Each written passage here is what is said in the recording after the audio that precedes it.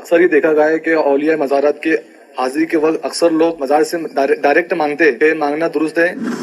دراصل اللہ کے سوا کسی سے بھی ہم ڈائریکٹ مانگے نا، حقیقت یہ ہے کہ وہ انڈائریکٹ ہی ہے۔ اس کو میں آپ کو ایک موٹی سی مثال دیتا ہوں جو سعادت مند ہے ان کی سمجھ میں آ جائے گا۔ روزی کون دیتا ہے؟ اللہ۔ کبھی ڈائریکٹ اللہ تعالیٰ نے کہا کہ یا اللہ میری جولی میں نوٹیں ڈال دے، میری تنخواہ بڑھا دے، کبھی نہیں کہا ہوگا آپ نے۔ تنخواہ بڑھانے کس کو کہتے ہیں؟ سیٹ صاحب مہنگائی بڑھ گئی، پورا نہیں ہوتا، دعا یہی کرتے ہیں یا اللہ میری روزی میں برکت، روزی برکت کے وظیفے بھی کرتے ہیں، لیکن مانگتے جا کے سیٹ سے۔ تو یہ سیٹ کا دینا اور سیٹ سے ڈائریکٹ مانگنا حقیقت میں یہ سب انڈائریکٹ ہے، کہ حقیقت میں روزی اللہ دے رہا ہے، آپ کو سیٹ کے ذریعے دے رہا ہے۔ تو جب یہ مطلب ہے کہ گھوٹاڑا سیٹ جو ہے اس سے ڈائریکٹ مانگنا آپ کی سمجھ میں آ جاتا ہے، اور یہ ہمارے سچوں کے لیے اولیاء کرام ہے، ان کی خدمت میں عرض کرنا سمجھ میں نہیں آتا۔ سچو غوث اعظم صنم پیر آہے، سچا غوث پاک سمجھ میں نہیں آتا، یا اولیاء کرام یوں مطلب ولیوں سے بھی اگر کوئی ڈائریکٹ مانگتا ہے تو اس میں کوئی حرج نہیں ہے، کہ یہ حقیقت میں انڈائریکٹ ہی ہے۔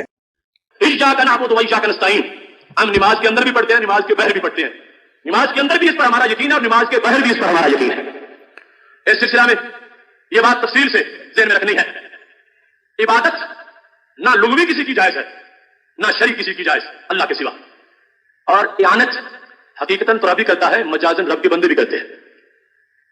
حضرت ذوالقرنین نے جو کہا تھا سورہ کہف کی آیت نمبر 95، فَأَعِینُونِی بِقُوَّۃٍ، تم میری مدد کرو قوت کے ساتھ۔ اس میں ہم دیکھتے ہیں کہ ڈاکٹر اشرف آصف جلالی صاحب یہ کہہ رہے ہیں کہ عبادت اور ہے، استعانت اور ہے۔ تو عبادت تو اللہ کے علاوہ کسی کی جائز نہیں ہے، لیکن استعانت جو ہے وہ اس کا جواز ہے۔ اب اس کے لیے بھی جو انہوں نے قرآن سے آیت نقل کی ہے وہ یہ کہ حضرت ذوالقرنین علیہ الصلاۃ والسلام نے یہ بات کہی تھی۔ وہ جنہوں نے سورہ کہف کا مطالعہ کیا ہے تو ان کو معلوم ہے کہ یاجوج ماجوج جو ہے وہ آ کے فساد کرتے تھے، تو وہ ایک قوم پہ پہنچے تو وہ پہاڑوں کے پیچھے سے آتے تھے، تو قوم کے لوگوں نے کہا کہ آپ یہاں دیوار بنا دیں، تو پگھلی ہوئی تانبے کی، تو انہوں نے کہا بھائی میری اس میں مدد کرو، فَأَعِینُونِی بِقُوَّۃٍ، تو میری مدد کرو۔ تو یہاں سے یہ کہہ رہے ہیں جی استعانت جائز ہے۔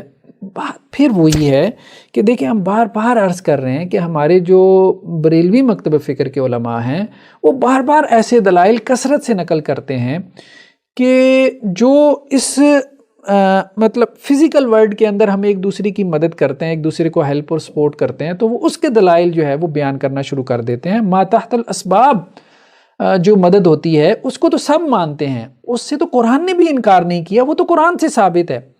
قرآن نے جس مدد سے یا جس استغاثے سے منع کیا ہے وہ ما فوق الاسباب استغاثہ ہے، اس سے قرآن نے منع کیا ہے۔ ہم اس کے آگے چل کے آیتیں بیان کریں گے۔ تو کتاب و سنت نے فرق کیا ہے ما تحت الاسباب استغاثہ میں، ما فوق الاسباب استغاثہ میں۔ فزیکل ورلڈ میں رہتے ہوئے اسباب کے تحت آپ ایک دوسرے سے مدد مانگ سکتے ہیں، اس کو کسی نے بھی ناجائز نہیں کہا۔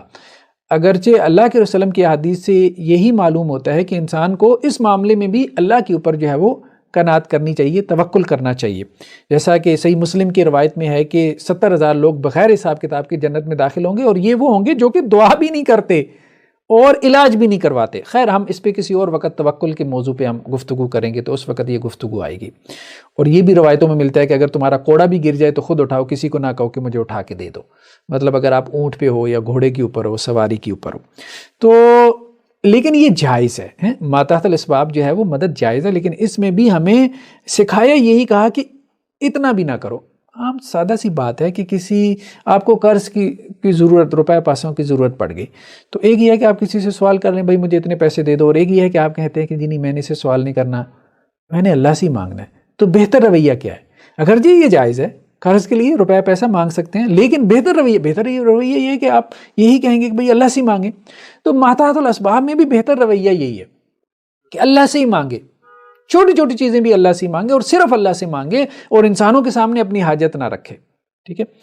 لیکن یہ ہے کہ اس کا جواز رکھا ہے، جو ما تحت الاسباب جو مدد ہوتی ہے، جو ما فوق الاسباب مدد ہے، جو لوگ دنیا سے چلے گئے، دوسری دنیا میں عالم برزخ میں ہیں، برزخی حیات ہے ان کی، ہماری یہاں دنیاوی حیات ہے، تو وہ وہاں سے آ کے اس عالم سے اس عالم میں آ کے ہماری مدد کر سکتے ہیں، نہیں کر سکتے۔ اس مدد کی جو ہے وہ قرآن نے اور سنت نے اس کی نفی کی ہے، کیونکہ اس سے شرک پیدا ہوتا ہے، اس سے شرک کے رستے کھولتے ہیں، اور بعض صورتوں میں تو یہ خود ہی شرک بن جاتی ہے۔